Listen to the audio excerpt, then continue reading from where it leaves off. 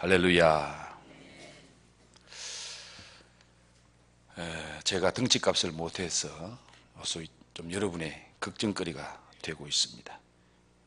이 아침 새벽에 찬 공기를 마시니까 기침이 끊이지 않아서 조금 저 자신도 힘들고 또 저 때문에 여러분들도 신경을 쓰시고 기도하시는 줄 압니다.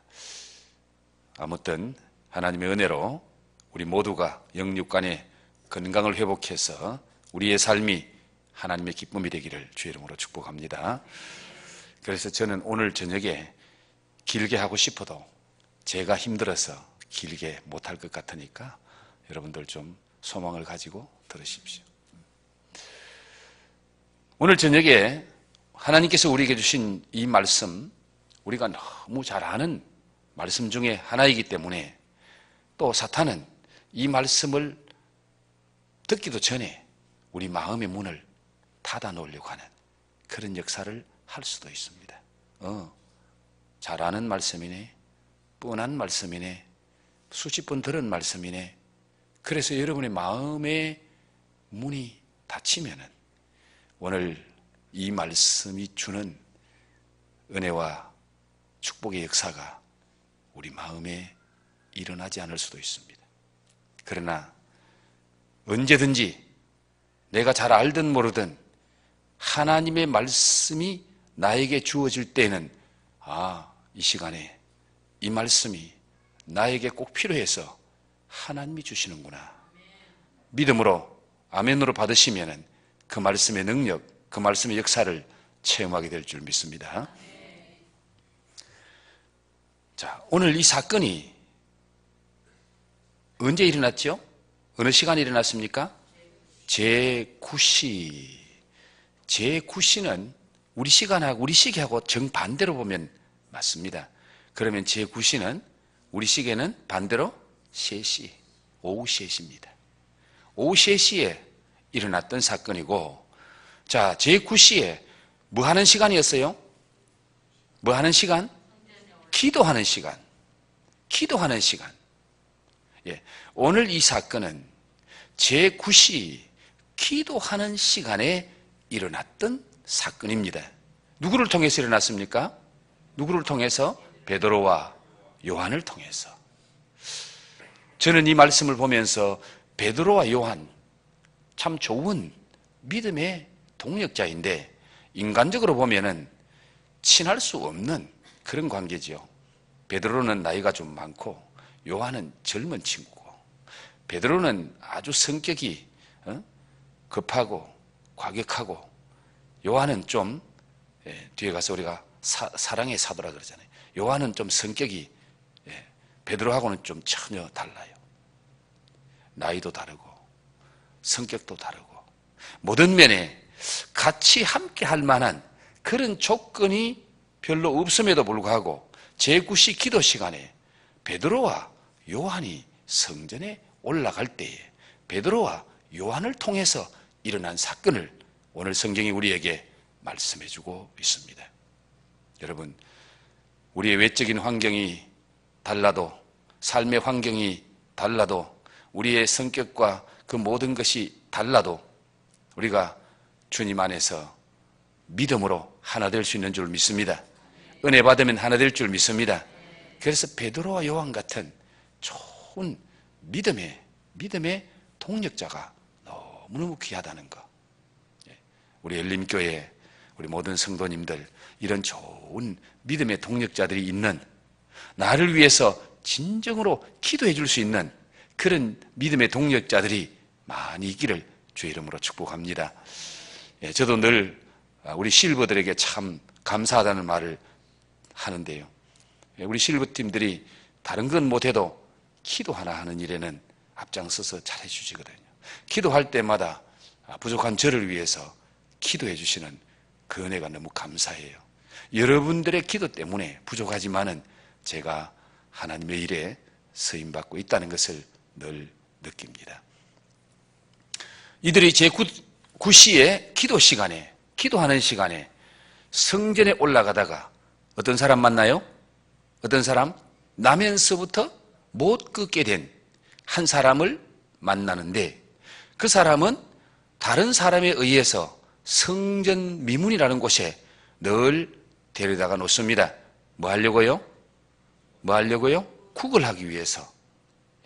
이 사람이 왜 쿡을 해야 됩니까? 못 움직이니까. 나면서부터 장애인으로 태어났으니까 할 수 있는 일이 없는 거예요. 얼마나 힘들겠어요. 그것도 자기 스스로 걸어와서 그 자리에 앉을 수 있는 것도 아니고 누군가에 의해서 그 자리에 갖다 놓아지면은 그 안전 자리에서 오고 가는 사람 눈치 보면서 쿡을 해서 동전 한 번 주세요. 한 번 적선 한 번 하세요. 그렇게 쿡을 할 수밖에 없는 그런 환경에 있는 한 사람을 만나게 됩니다. 베드로와 요한이 기도 시간에 기도하려고 성전에 들어가는 그 길에 바로 그 사람이 앉아서 베드로와 요한을 쳐다봅니다. 그때 베드로가 요한과 더불어 주목하여 우리를 보라, 우리를 보라. 여기도 보니까 베드로가 나를 보라 그렇게 말하지 않고 우리를 보라. 베드로와 요한이 정말 믿음의 좋은 동력자인 것을 보게 됩니다. 우리를 보라고 말하니까 그 성전 민문에 앉아있는 사람이 베드로와 요한을 쳐다봅니다. 왜 쳐다봅니까? 5절에 보니까 그가 그들에게 무엇을 얻을까 하여, 무엇을 얻을까 하여. 다른 사람처럼 동전 한 푼 줄라는 갑다. 나를 불쌍히 여기고 긍휼히 여겨서 조금 도와주려고 나를 보라고 그렇게 말씀하고 있구나 라는 생각을 하고 베드로와 요한을 쳐다봅니다. 그때에 베드로가 말합니다. 베드로가 이르되 은과 금은 내게 없거니와 내게 있는 이것을 내게 주노니 나사렛 예수 그리스도의 이름으로 일어나 걸으라. 자, 베드로에게 베드로가 지금 두 가지를 말합니다. 베드로에게 없는 것이 뭡니까? 은과 금은 내게 없거니와 네가 바라는 건 내게 없다는 거죠. 은과 금이 정말 베드로는 그 거지에게 쿡을 하는 사람에게 동량 한 푼 주는 거 큰 돈 아니지만은 그것마저도 없었다는 거예요. 그러니까 베드로가 물질적인 삶에는 풍성함을 누리고 살지 못했다는 것을 이 말씀을 통해서 간접적으로나 보게 됩니다. 그런데 베드로가 네가 원하는 음과 금은 없는데 베드로의 기가 죽어 있습니까? 죽지 않았습니까? 네, 여러분 우리가 다른 것 때문에 아니고 이 물질 때문에 기가 팍팍 죽는 사람이 너무 많아요. 물질은 우리의 본질이 아닌데, 물질은 우리의 삶의 목적이 아닌데, 과정이고 방법이고 도구인데 그 물질 때문에 막 기가 죽었어. 여러분, 설령 우리가 원하는 만큼 금과 은이 내게 없다고 할지라도 베드로처럼 기죽지 아니하고 항상 은혜 충만하고 용기 충만하고 기쁨 충만하고 믿음 충만하기를 주의 이름으로 축복합니다. 베드로가 은과 금은 내게 없거니와 베드로에게 있는 것이 하나 있다고 했습니다. 그게 뭐죠? 내게 있는 것, 내게 있는 것을 내게 주노니 나사렛 예수 그리스도의 이름으로, 나사렛 예수 그리스도의 이름으로 일어나 걸어라. 이 6절의 말씀은 오늘 현대 교회하고는 정반대적인 그런 현상의 모습이 아닐까 하는 생각을 해봅니다. 현대 교회 현대 성도들은 금과 은은 부족함이 없이 있는데 나사렛 예수 이름이 없어요. 예수 이름이 없어. 그런데 베드로는 은과 금은 없지만은 그에게 있는 것이 나사렛 예수 그리스도의 이름, 예수 그리스도의 이름. 예수 그리스도의 이름은 어떤 이름? 살아계신 하나님의 이름입니다. 사망 권세에 이기시고 부활하신 그분의 이름입니다. 그래서 성경에는 모든 무릎을 그의 이름 앞에 꿇게 한다. 예수의 이름은 모든 무릎이, 세상의 모든 권세, 세상의 모든 것들이 그 이름 앞에 무릎 꿇게 하는, 무릎 꿇을 수밖에 없는 그 이름이 누구의 이름? 예수 이름. 예수 이름. 예수 이름에는 왜 이런 권세가 있습니까? 죽은 이름이 아니라 살아있는 이름입니다. 살아계신 주님의 이름입니다. 사망 권세에 이기신 그분의 이름입니다.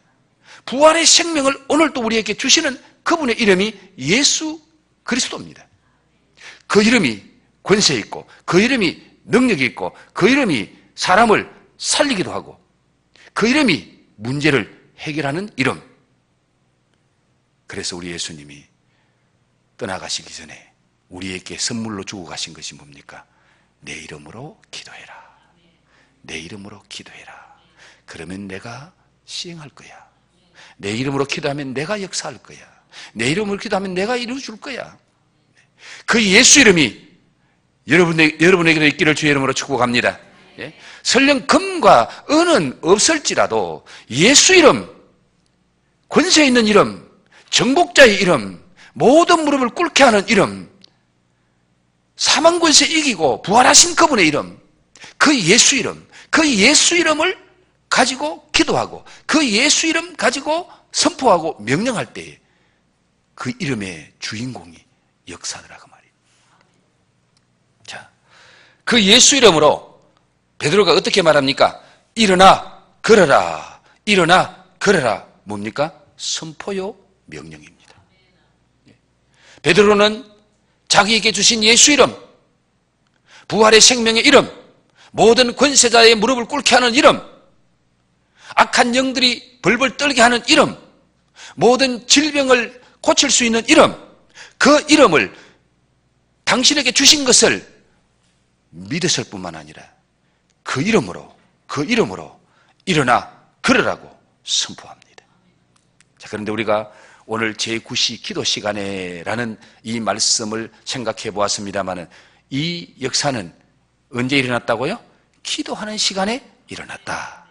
그런데 창세기, 사도행전 3장에 지금 바로 이 사건이 일어나는데 사도행전 2장에 가면은 오순절 사건이 일어나죠. 오순절 사건에 성령 강림이 일어납니다. 주님이 부활 성천하시면서 내가 가면 다른 보혜사를 너희에게 보내준다. 그 보혜사, 그분이 오시면, 그 성령님이 오시면 너희들에게 모든 것을 가르쳐주고 알게 하고 생각나게 하고 내 이름으로 기도하는 너희에게 역사하리라. 예수 이름 믿고 예수 이름으로 기도하고 예수 이름으로 선포하면은 성령 하나님이 그 이름을 가지고 오늘 우리에게 역사하시는 줄 믿습니다. 예수의 이름으로 역사하려고 예수의 이름으로 우리의 문제를 해결해 주시려고 성천하시는 주님이 바로 보혜사 성령님을 보내줬습니다. 그래서 항상 예수 이름이 선포되고 예수 이름으로 기도하는 것에는 성령이 역사하실 줄 믿습니다. 성령이 능력으로 역사하실 줄 믿습니다. 성령이 너희에게 마시면 권능이, 성령이 임하면 권능의 역사가 일어나는데 그 성령님은 예수 이름으로 역사하는 거예요. 그리고 오늘 일어나 걸어라 선포 중요합니다. 우리 예수님은 거의 어떤 일을 하실 때에 명령과 선포를 하셨어요. 귀신을 쫓아낼 때도 명령과 선포, 병자를 고칠 때도 명령과 선포, 어떤 일을 하실 때에 우리 주님은 항상 이 명령과 선포를 통해서, 다시 말하면 주님의 이 말씀을 통해서 우리에게 역사하시는 그 주님의 모습을 보게 됩니다. 여러분, 기도할 때에도 믿음의 입을 여시고 선포하시기 바랍니다. 명령하시기 바랍니다. 내가 하는 것이 아니고 주님이 하시기 때문에 담대하게 믿음으로 선포하시면은 성령님이 역사하실 줄 믿습니다. 주의 이름의 권세가 나타날 줄 믿습니다. 그래서 믿음을 가지고 일어나 걸어라, 일어나 걸어라. 베드로가 그 말 하기 전에는 아무런 역사가 일어나지 않았습니다. 베드로 안에 있는 예수 이름 권세를 가지고 있었지만은 그 예수 이름으로 일어나 걸으라고 명령하고 선포하기 전에는 아무 일이 일어나지 않았습니다. 마치 조선시대에 암행의사가 마패를 가지고 있는데 호주머니에 넣어놓고 있으면 마패는 가지고 있는데 아무런 역사가 일어나지 않습니다. 탐관 오리들을 만나서 암행의사요 하고 마패를 딱 드러내는 순간에 탐관 오리들이 그 앞에 무릎을 꿇습니다. 여러분, 예수 이름의 권세를 마음속에만 가지고 있지 마시고 선포하시기 바랍니다. 드러내시기 바랍니다. 명령하시기 바랍니다. 그때 주님의 역사가 나타나는 거예요. 믿음으로 선포하고 믿음으로 명령하세요.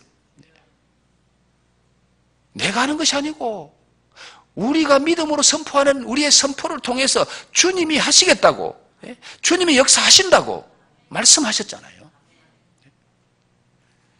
그리고 또 하나 7절에 보니까 오른손을 잡아 일으키니 발과 발목이 곧 힘을 얻고, 오른손을 잡아 일으키니 명령과 선포를 했을 뿐만 아니라 이 친구는 나면서부터 못 끈다 그랬잖아요. 2절 말씀에 나면서 못 걷게 된 일을 그랬잖아요.